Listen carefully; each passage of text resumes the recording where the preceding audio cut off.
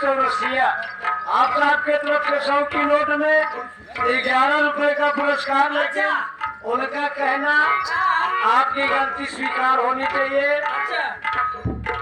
अभी आप मान्य में विलम्ब किया। सीन बाई सीन को देखते रहिए। सीन में तनिक से भी